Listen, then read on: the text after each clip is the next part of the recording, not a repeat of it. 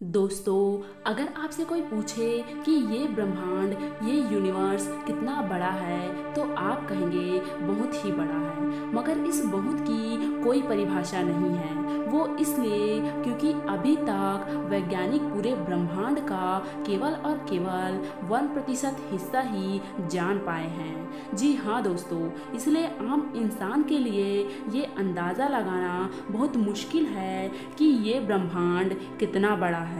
इस ब्रह्मांड में अरबों आकाशगंगा और अरबों तारे हैं जो इस ब्रह्मांड को एक नई पहचान देते हैं। इतना खूबसूरत और चमकदार है ये ब्रह्मांड। दोस्तों, इसी दुनिया में एक रहस्यमय, अंधकारमय और रोचक चीज़ है, और वो है द ब्लैक होल। अंतरिक्ष में एक शक्तिशाली गुरुत्वाकर्षण का क्षेत्र है जहां भौतिक विज्ञान का कोई भी नियम काम नहीं करता। इसका खिंचाव इतना शक्तिशाली होता है कि इससे कुछ भी बच नहीं सकता। यहाँ तक कि प्रकाश भी अगर एक बार इस ब्लैक होल के अंदर चला जाए तो फिर कभी भी बाहर नहीं आ पाता। ये ब्लैक होल हर आकाशगंगा के केंद्र में होता है, और जो हमारे आकाशगंगा मिल्की वे के केंद्र में भी मौजूद है। ब्लैक होल इतना शक्तिशाली है कि ये दुनिया को मिनटों में तबाह कर सकता है। सन 1916 में अल्बर्ट आइंस्टीन ने अपने जनरल थ्योरी ऑफ रिलेटिविटी में ब्लैक होल की भविष्यवाणी की थी। उन्होंने कहा था कि ब्लैक होल एग्जिस्ट करती है, यानी कि अस्तित्व में होती है। लेकिन उस समय तो केवल एक ही सिद्धांत था। लेकिन आज हम सब जान चुके हैं कि वास्तव में ब्लैक होल होते हैं। ब्लैक होल का गुरुत्वाकर्षण बल इतना मजबूत होता है कि वो अपने आसपास के तारों को खींच लेता है। आखिर ब्लैक होल के पास इतना गुरुत्वाकर्षण बल आता कहाँ से है? असल में जब एक विशाल तारे के जीवन का अंत होता है तो उसके अंदर का सारा मैटर यानी पदार्थ कंप्रेस होकर एक छोटे से स्पेस में जमा हो जाता है जो ब्लैक होल का रूप ले लेता है। और उस छोटे से दिखने वाले होल की ग्रेविटी इतनी मजबूत होती है कि उससे बचना मुश्किल हो जाता है। ग्रेविटी का मतलब तो आप जानते ही हैं, यानी गुरुत्वाकर्षण बल। और यहाँ पृथ्वी पर सब कुछ ग्रेविटी से ही बंधा हुआ है। बिना ग्रेविटी के तो हम भी पृथ्वी पर नहीं रह पाते, बल्कि इसके ज़मीन पर से ऊपर उठ जाते हैं। गुरुत्वाकर्षण बल ब्रह्मांड के शुरुआत से ही मौजूद रहा है, और ये तो हर जगह है। हर तरह के ऑब्जेक्ट पर एक ही तरह काम करता है। ऑब्जेक्ट का गुरुत्वाकर्षण बल उसके द्रव्यमान पर निर्भर करता है। द्रव्यमान जितना ज़्यादा होगा उतना ही ज़्यादा उनका गुरुत्वाकर्षण बल होगा, और यदि ऑब्जेक्ट का द्रव्यमान कम होगा तो उसका गुरुत्वाकर्षण बल भी कम होगा। ब्लैक होल का द्रव्यमान बहुत ज़्यादा है, इसलिए उनका गुरुत्वाकर्षण बल भी बहुत ज़्यादा है। ब्लैक होल इसी गुरुत्वाकर्षण बल का फायदा उठाकर अपने राह में आने वाले पदार्थ, सूर्य, ग्रह सबको अपनी ओर खींच लेता है। यानी ये सब ब्लैक होल के अंदर चला जाता है और इसका द्रव्यमान ब्लैक होल में जुड़ता जाता है। तब ब्लैक होल और शक्तिशाली बन जाता है, और साथ साथ इसके आकार में भी वृद्धि होती जाती है। ये ब्लैक होल कोई दानव से कम नहीं है दोस्तों। इनका भोजन ब्रह्मांड के पदार्थ, तारे, ग्रह ये सभी हैं। ये किसी को बख्श नहीं देते, सब चीज़ निगल जाते हैं। इसके शक्तिशाली गुरुत्वाकर्षण क्षेत्र में जब भी कोई ऑब्जेक्ट यानी वस्तु आता है तो उसे समय बहुत धीरे धीरे चलता हुआ दिखाई देता है, क्योंकि गुरुत्वाकर्षण क्षेत्र जितना मजबूत होता है उतना समय धीरे चलने लगता है। अब आप जान चुके होंगे कि ब्लैक होल तब बनता है जब एक बड़ा सा तारा अपने जीवन के अंत में पहुंचकर विस्फोट हो जाता है। लेकिन सवाल ये है कि एक विशाल तारा फटने और ख़त्म होने के कगार पर पहुंचता कैसे है? इस विशाल तारा पर दो बल कार्य करता है। एक नाभिकीय संलयन बल यानी न्यूक्लियर फ्यूजन जो तारों के अंदर कार्य करता है। दूसरा उस पर कार्य करने वाला गुरुत्वाकर्षण बल। ये दोनों बल एक दूसरे के विपरीत कार्य करता है। जहाँ गुरुत्वाकर्षण बल तारे को सिकुड़ना चाहता है और न्यूक्लियर फ्यूजन उसे विस्तार देना चाहता है। और जब तक दोनों बलों में बैलेंस बना रहता है तब तक तारा अपने आकार में बना रहता है। लेकिन जैसे ही ये बैलेंस बिगड़ता है तो तारों की कहानी खत्म।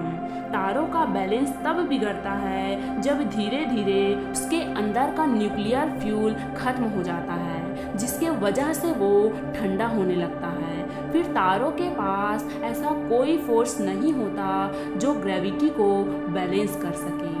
अंत में ग्रेविटी के कारण सिकुड़ना प्रारंभ कर देता है। तब एक बड़े विस्फोट के साथ तारा फट जाता है। इस विशाल तारे के फटने को ही सुपरनोवा कहते हैं। इसकी चमक इतनी ज़्यादा होती है कि ये कुछ समय के लिए अपने आगे पूरी आकाशगंगा को भी धुंधला कर देती है, लेकिन फिर धीरे धीरे खुद धुंधला हो जाती है। इस विस्फोट में भयंकर ऊर्जा उत्सर्जित होती है। सूर्य जितना ऊर्जा अपने पूरे जीवन काल में उत्सर्जित करता है, उससे लगभग 100 गुनी ऊर्जा सुपरनोवा के समय उत्सर्जित होती है और इस विस्फोट का परिणाम बनता है द ब्लैक होल। इस भयानक गुरुत्वाकर्षण वाले ब्लैक होल में एक बाउंड्री होती है जिसे इवेंट होराइजन कहते हैं। इसे पॉइंट ऑफ नो रिटर्न भी कहा जाता है। यूनिवर्स में कोई भी ऑब्जेक्ट्स अगर इस इवेंट होराइजन को क्रॉस कर देता है तो ये कभी बाहर नहीं आ सकता। ये सीधे ब्लैक होल के सिंगुलैरिटी यानी कि ब्लैक होल के केंद्र बिंदु में पहुंच जाता है। सिंगुलैरिटी का मतलब ब्लैक होल का सेंटर पॉइंट होता है, जहां ब्लैक होल का संपूर्ण द्रव्यमान केंद्रित रहता है। इस जगह पर टाइम और स्पेस का सारा नियम फेल हो जाता है और जैसे जैसे ब्लैक होल अपने आसपास के ऑब्जेक्ट को खाते जाता है, इसका आकार और बढ़ते जाता है। इसके आकार बढ़ने के साथ साथ इनके इवेंट होराइजन भी बढ़ते जाता है और जो भी इसमें जाएगा वो ब्लैक होल में गुम हो जाएगा। और कोई इससे बचना चाहता है तो उसे अपनी स्पीड लाइट के स्पीड से ज़्यादा करनी होगी, जो कि पॉसिबल नहीं है।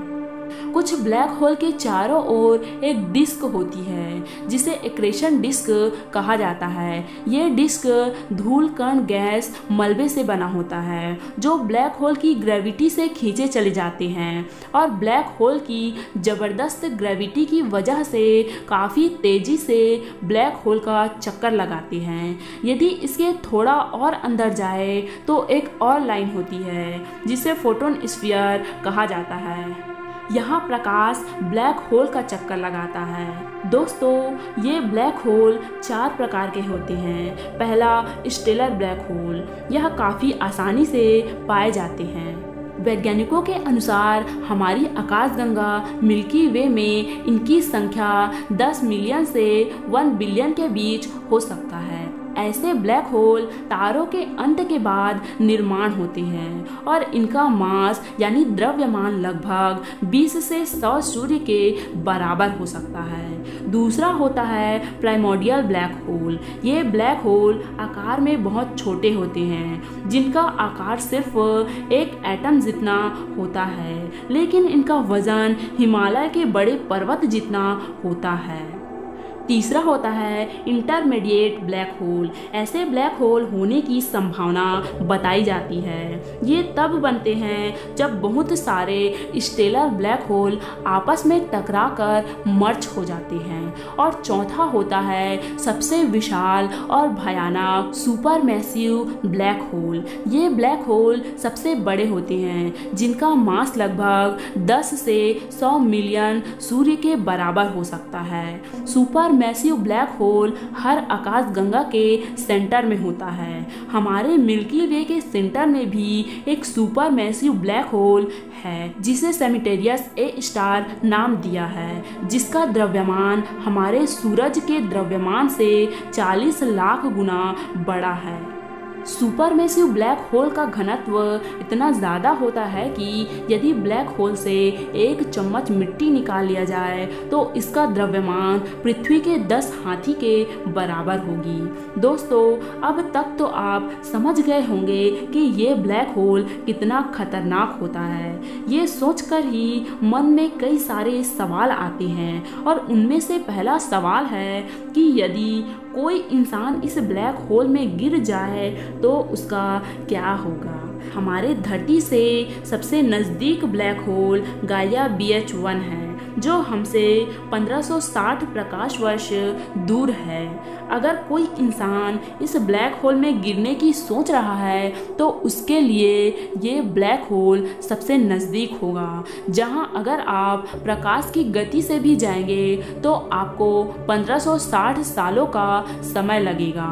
मान लीजिए कि आप अपने जीवन में इस ब्लैक होल के पास पहुंच जाते हैं तो इस ब्लैक होल की ग्रेविटी से आपको टाइम डायलेशन होगा, यानी आपके लिए समय धीमा हो जाएगा और इसके भयानक गुरुत्वाकर्षण बल आपको सिंगुलैरिटी तक पहुंचा देगा, जहां से बाहर आना असंभव है। दूसरा सवाल, ब्लैक होल का अंत कैसे होगा। दोस्तों, इस बारे में वैज्ञानिक ज़्यादा नहीं जानते, लेकिन एक वैज्ञानिक है स्टीफन हॉकिंग। उन्होंने बताया था कि ब्लैक होल में रेडिएशन होता है जिसे हॉकिंग रेडिएशन भी कहते हैं और अंत में उसी रेडिएशन के कारण ब्लैक होल वेपराइज यानी भाप बनकर खत्म हो जाएगा। लेकिन वास्तव में ब्लैक होल कितने समय तक जीवित रहता है ये उसके द्रव्यमान पर बहुत अधिक निर्भर करता है। ब्लैक होल जितना बड़ा होता है उसे वेपराइज यानी